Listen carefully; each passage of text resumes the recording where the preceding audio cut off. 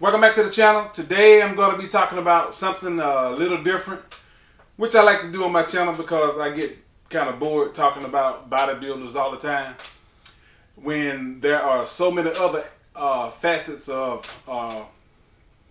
conditioning in the world besides just bodybuilding. And this one in particular is based upon sport bike riders.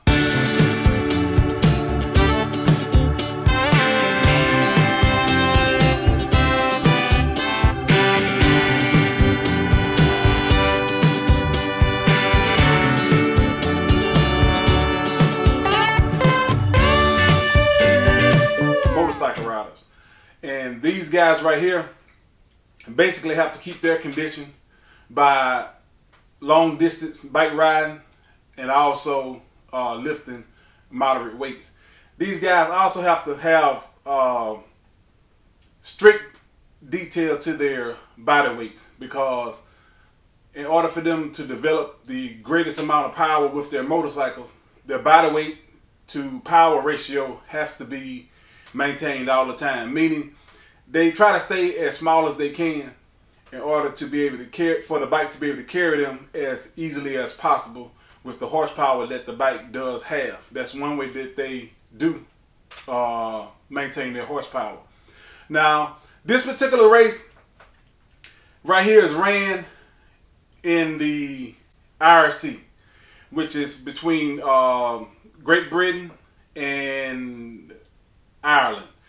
And this island is called the Isle of Man.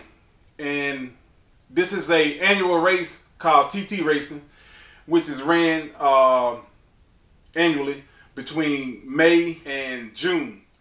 Now, this race was started in 1907. And since 1907, there have been about 250, well, over 250 riders that have died on this particular course. What's going on, Steve?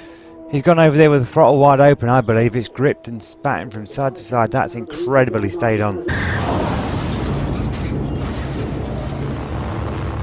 In its 104 years, 234 riders have died. This race is known as the deadliest race in the world, simply because these guys are racing on the streets.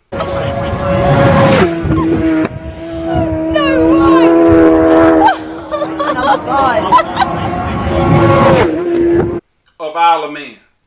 It's a 37-mile course, and you're looking at speeds of 150 to 200 miles an hour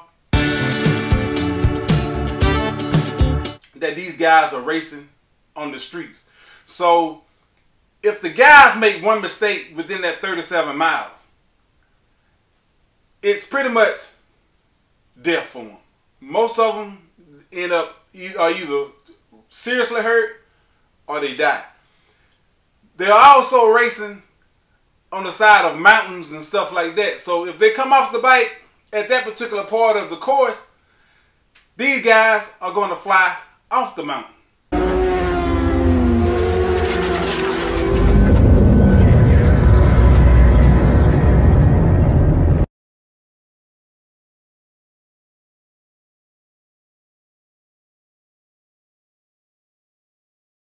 Which is pretty much death. Inside the cities, they have barriers that are set up at certain points where there is possibly a chance for them to go off course.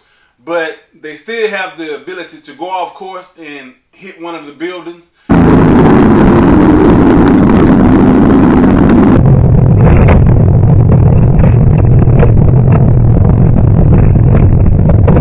And you'll look at some of the racing that's going on this film footage. You'll see that the people are just standing on the side of the roads. These are some of the fatalities of accidents that have occurred during this race. Sometimes the patrons themselves are killed along with the rider. So this right here is probably the most dangerous race that I've ever seen. And it's totally exciting. These guys are moving at exaggerated amount of speeds on public streets Now these streets, mind you, they have been closed. These streets are closed off to vehicles for this race.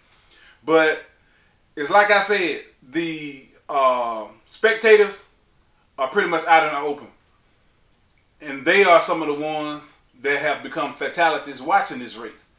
You know, so this right here is totally exciting to me. It's, I mean, you talking about brass balls type courage. These guys got it in spades. And to be able to withstand the G-forces of 150 to 200 mile an hour winds on the body for that long period of time. And you're looking at about 2 hours of racing that these guys end up doing. And the G-forces and the amount of concentration that they have to maintain throughout this race is staggering. So it's like I said, I like to talk about all aspects of exercise, different views of different people's ability to stay in condition for whatever it is that they're trying to do in their life. Because it's like I said before, everybody's not trying to be a bodybuilder.